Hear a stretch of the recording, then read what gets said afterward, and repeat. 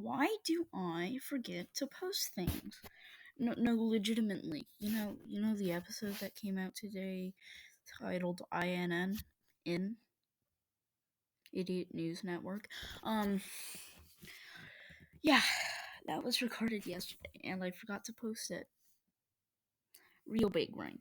Anyways, Democrats versus literally any basic understanding of anything. Per infinity. But who's our next victim? Jamie Harrison. You might remember him from certain events like running against Republican incumbent Lindsey Graham. Graham? I think it's Graham. Polls suggested that race was going to be extremely close and it could go either way. But in the end, Harrison lost the race, and by less than 100 votes. Just kidding, it was more than 258,000 votes. Yeah, it was a landslide. If a landslide was powered by a tsunami. But then Joe Biden, Mr. Ice Cream Man himself, decided to, pull him for the, he, assigned him to lead the Democratic National Committee, the DNC. Yeah, because losers. No, we can't have that. You're not in the Senate. Oh, that's okay. Here's a spot at the DNC. Oh, I'm not saying this is, because he's not. I'm just saying this because, let's go scream at things, and then when people correct you, say, shut up. And here's a Now This News special. Wait, they changed their name to Now This. In terms of the Republicans, they know that their policies are failures. They know that their policies are failures. Know that their candidates are duds. So their candidates are duds. I got hairy legs that turned blonde in the sun. But anyways, the guy who lost to Lindsey Graham by a landslide is now saying Lindsey Graham's a dud. Sure. By the way, if you want some more statistics, he lost by more than 10 percentage points. Not good. And now, if you're an extreme intellectual, you might know this as projecting. In other words, yeah, I lost, but, at least I'm better than the other candidates, right? Now, if Republican candidates are such duds, how did they beat enough Democrats to gain some seats in Congress? More specifically, the House, because they lost seats in the Senate. So, great job. Great job, Navis. Great job. Okay. The only way that they can win is if they cheat. And if they cheat. Oh, wow. And that is what we're seeing right now. Fundamental cheating. Fundamental cheating. Now, I'm old enough to remember that Americans were, sent $600 stimulus checks, right? Yeah, checks. And Democrats like Joe Biden said things like this. St. John and the Reverend, you can make an immediate difference in your own lives, the lives of the people all across this country, because their election will put an end to the block in Washington on that $2,000 stimulus check. And that's a $2,000 stimulus check. That's an important thing to mention. Vote for Warnock and Ossoff, get them into the Senate, and you'll get a $2,000 stimulus check. To make it even more clear, you might say, whatever, John Ossoff. Pass $2,000 stimulus checks for the people next week. $2,000 stimulus checks next week. Who's this? Supreme Leader Harris? We'll make decisions about whether we give people a $2,000 check when they have been out of work for months. A $2,000 check. But after Joe Biden won, rescue plan is going to keep the commitment of $2,000. $600 has already gone out. $1,400 checks to people who need it. No. No, Biden. Biden, you know. But why would they all say $2,000 checks when they meant to say $1,014 checks? And why wouldn't someone specify? Big yikes there. But you might be saying, "Oh, this is nitpicky." So nitpicky that Raphael Warnock said won a $2,000 check with a picture of a check, and let's see, okay, randoms, numbers, serial code. What's this? Dollar amount 2,000? Yeah, okay, sure. And what's this below it? Vote Warnock with the Warnock campaign symbol below it. Also, one thing you have to know, why is there a star in between the W's? I don't even know if it is a star, it's a blur. So, they should have been $1,400. So, Democrats, yeah, I think your voters got cheated there. They're going to be $1,400, period. That's what the American people were promised. Wrong. Seriously, Joe Biden. How much dementia and Down syndrome do you have? Although, cheating by, lying to the American people, not really the cheating the leader of the Democratic National Committee, the DNC, was talking about.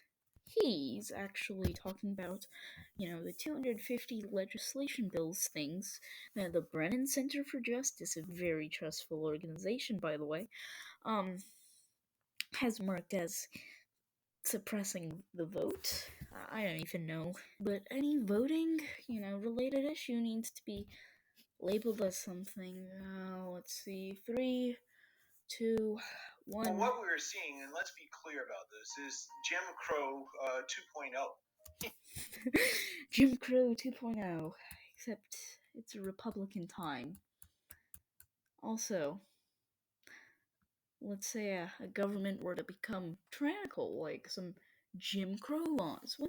Imagine if there was a device that would actually make the government fear the people, because if there wasn't, there would be possible upbringing of the entire government.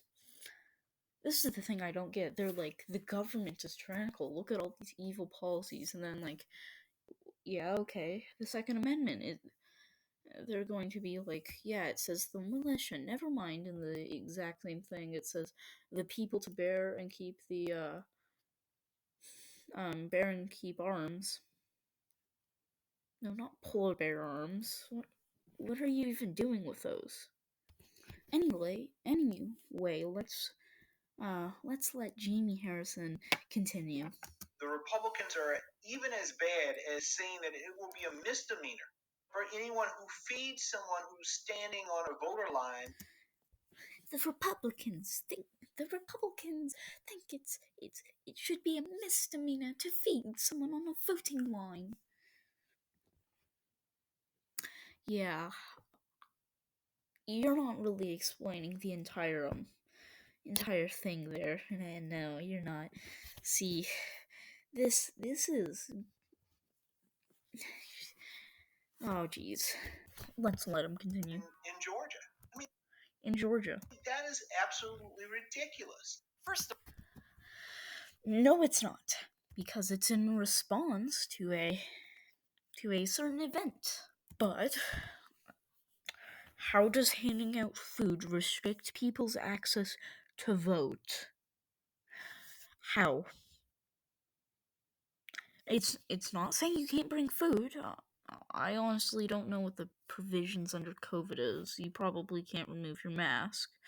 So hey, you want people to do that, Jack? Well, can't remove your mask, so how's the food any good?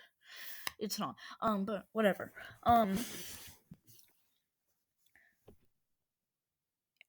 How is food directly impeding someone's access to voting? What legal process is restricting their access to voting? nothing. I just need to get that off my chest. Harris is referring to this paragraph in Georgia law. No person shall solicit votes in any manner or by any means, method, nor shall a person distribute or display any campaign materials, nor shall any person offer to give drink to an elector, nor shall they solicit signatures for any petition, nor any wait, whatever. That's basically the entire bill. But you only read half the paragraph. Shut up. I read the important part. No person shall give offer to give drink to an elector, nor shall any person solicit signatures for a petition or whatever. It's basically saying no food, no drink. Why? That's a good question. Why? I have an answer. Because this is meant to prevent electioneering. What's electioneering? Well, you hand something out, people are more likely to vote. Say, I was to give you $1, and I was to tell you my name and political party and tell you to vote for me. How do you think that was? How do you think that should look? Or let's say, I don't know, I was a person looking to get elected, and I say passed out oranges. And it's probably because of Kelly Rose. Kelly Rose is, well, it doesn't really matter, but she tried to get elected by passing out food and drink, which wasn't illegal. So good job, rules lawyering. I can't fault you for that, but I can fault the DNC chairman for speaking. Jesus. But, Georgia law already prevents giving gifts, but there is a loophole basically saying, oh, but I wasn't campaigning. So, yeah, that's what this is in response to. So, no, it's not for absolutely no reason, and no, it's not a Jim Crow law. You should learn some history. Wow, so apparently giving food and drink to people is now voter suppression. Let's listen to this. Series of perfectly sensible election reform. And I'm not going to argue it is or it isn't. I'm just going to Democrats- argue that this person's dumb. It is nonsensical. The bill would add ID requirements for absentee ballots, limit absentee ballot drop-off boxes, and require drop-off boxes to be kept indoors, making it difficult to vote if the building is closed. Okay. First of all, I can disprove all of them, or at least partially disprove. None of those examples actually amount to voter suppression, because everybody could vote in Georgia before there were ballot boxes. But whatever. But the one you might not have said is the ID requirement. Now, it is technically a true statistic that people who are, I forgot the statistic. Okay, sure. You know what? It doesn't matter. Continue. Any person applying for an absentee ballot shall make applications, blah blah blah blah blah, boring bureaucratic nonsense. Then, give the number of his or her Georgia's driver license or identification card in pursuant to an Article 5 of Chapter 5 of Title 40. Article 5 of Chapter 5 of Title... Okay. If an elector does not have a Georgia's driver's license or identification issued to the article, the elector shall affirm this fact in the manner of prescribed application, and the elector shall provide a copy of form of identification listed in subsection of Code 21 to